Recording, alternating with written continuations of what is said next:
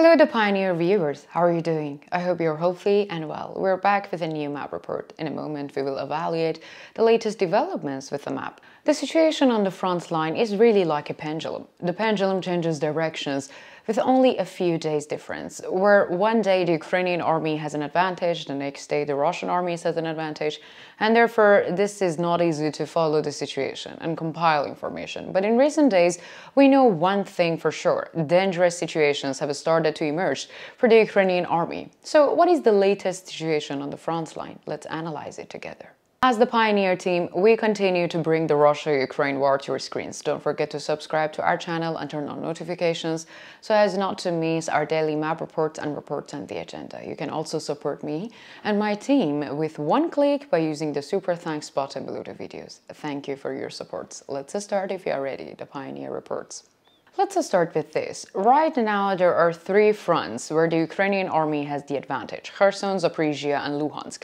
The Russian army, on the other hand, has the advantage on the Bakhmut and the Donetsk fronts.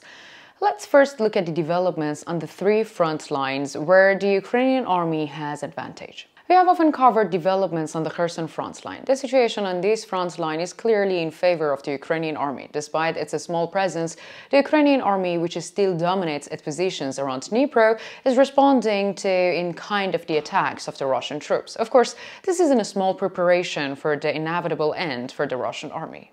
According to the latest reports, units of the Russian armed forces have again launched attacks in the direction of Krinky and Antoniivka. Here we see intense resistance from the Ukrainian Marines.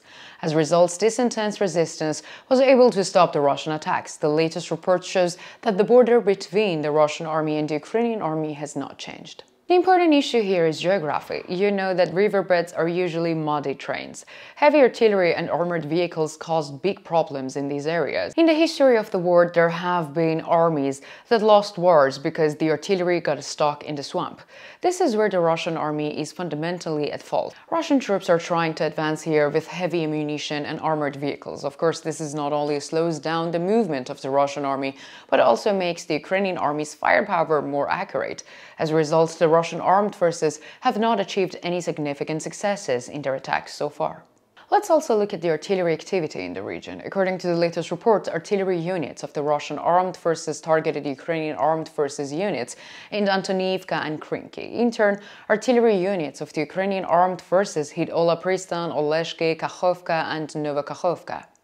Let's continue with the Zaporizhia front line. According to the latest reports, on the Zaporizhia front line, units of the Russian armed forces carried out a series of attacks northeast of Novoprokopivka in an attempt to regain previously lost positions. Despite gains in a few positions, the Russian army failed to achieve its overall objective here. It is also reported that some positions were captured by the Russian army, but the Ukrainian army reacted quickly and recaptured them.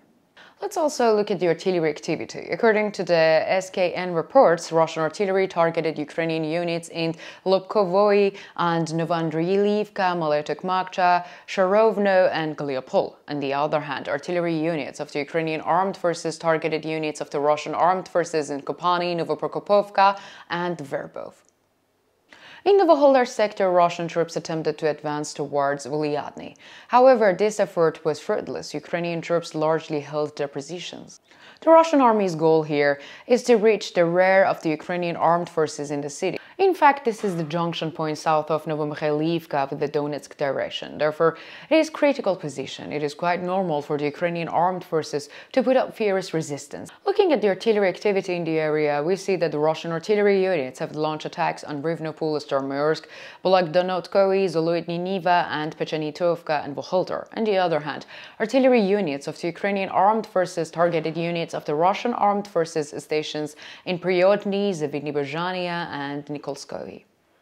There are very interesting details about the Luhansk front line. However, as we mentioned, it is very difficult to get unverified data from the region. Therefore, we share the developments on the Luhansk front line with you in our next report. Let's continue with the fronts where the Russian troops have the advantage. According to the latest reports, the Russian troops on the Donetsk front line are continuing their offensives in Novomikhailivka from the east with artillery support. There is also a similar situation near Gorgorivka.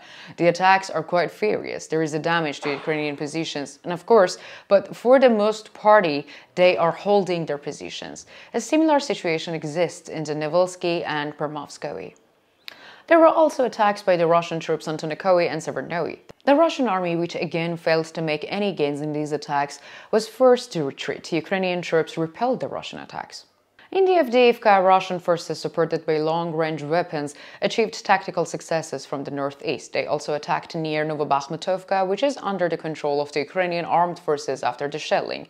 The border line is fixed for a moment, but it is quite open to change. In fact, both sides are tired, but the firepower superiority of the Russian army partly compensate for this disadvantage. There is a possibility that the Ukrainian army will increase its reinforcements in the area in the coming days.